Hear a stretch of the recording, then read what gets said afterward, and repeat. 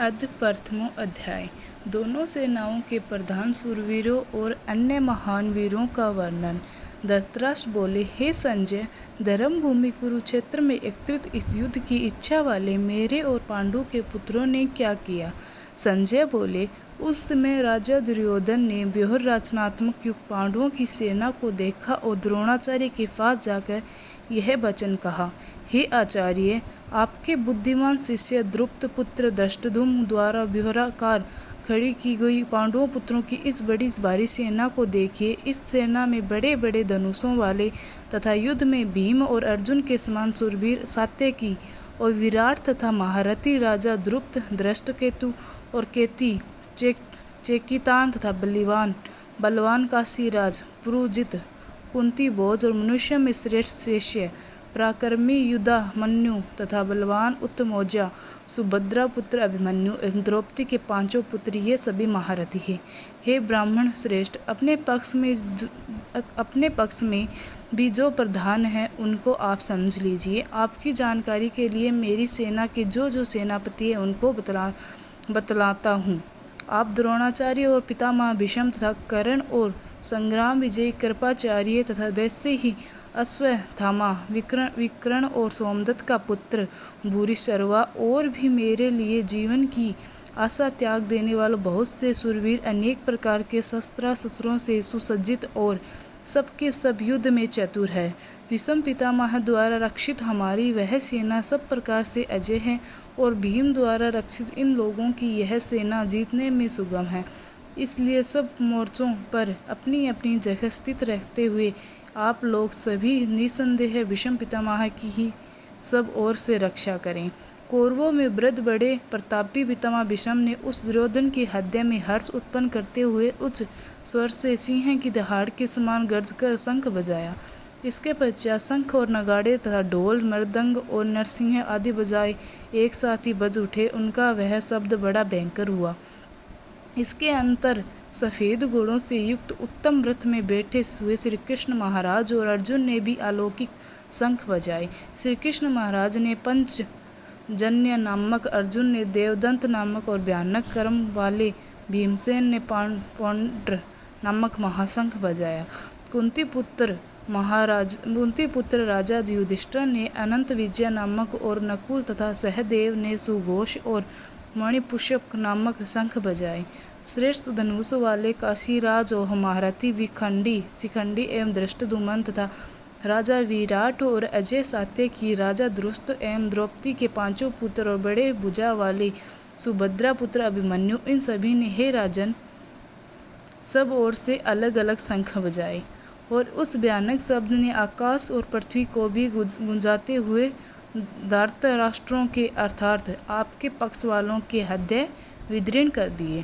अर्जुन का सैन्य परीक्षण, गांडीव की विशेषता। अर्जुन उवाच, हे राजन, इसके बाद कपि ध्वज अर्जुन ने मोर्चों बांधकर डटे हुए धृतराष्ट्र संबंधितों को देखकर उस शस्त्र चलने की तैयारी के समय धनुष उठाकर ऋषिकेश श्री कृष्ण महाराज ने यह वचन कहा, हे अच्युत, मेरे रथ को दोनों सेनाओं के बीच में खड़ा कीजिए और जब तक कि मैं युद्ध क्षेत्र में डटे हुए युद्ध के अभिलाषी इन विपक्षी योद्धाओं को भली प्रकार देख न लूँ, इस युद्ध रूप व्यापार में मुझे किन किन के साथ युद्ध करना योग्य है, तब तक उसे खड़ा रखिए।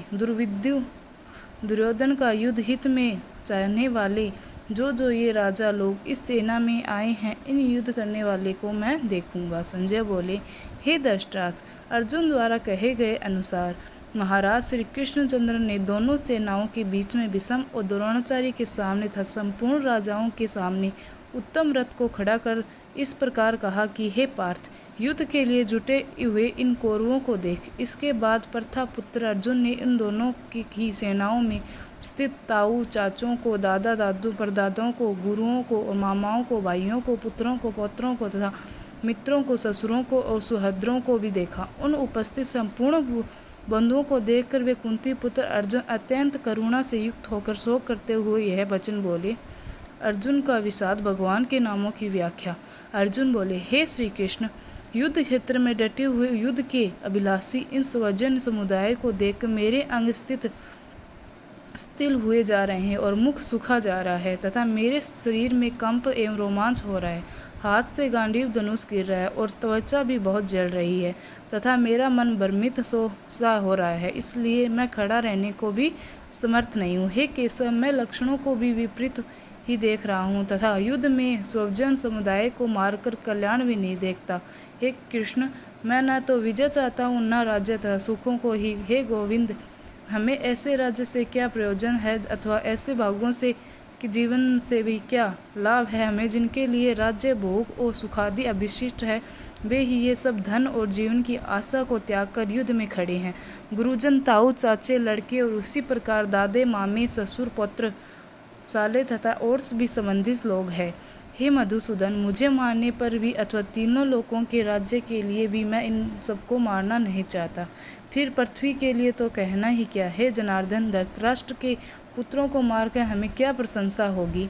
इन आतंकियों को मारकर तो हमें पाप ही मिल लगेगा। अतः हे माधव, अपने ही बांधव धृतराष्ट्र के पुत्रों को मारने के लिए हम योग्य नहीं हैं, क्योंकि अपने ही कुटुंब को मारकर हमें कैसे सुखी होंगे। यद्यपि लोभ से भ्रष्ट चित्त हुए ये लोग कुल के नाश से उत्पन्न दोष और मित्रों से विरोध करने में पाप को नहीं देखते, तो भी हे जनार्दन, कुल के नाश से उत्पन्न दोष को जानने हमें लोगों को इस पाप से हटने के लिए क्यों नहीं विचार करना चाहिए।